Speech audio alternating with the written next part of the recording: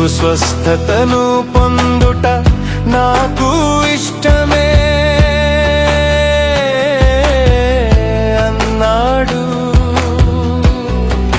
నీవు స్వస్థతను పొందుట నాకు ఇష్టమే అన్నాడు. విశ్వాసముంచుము జీవింతువు అన్నాడు.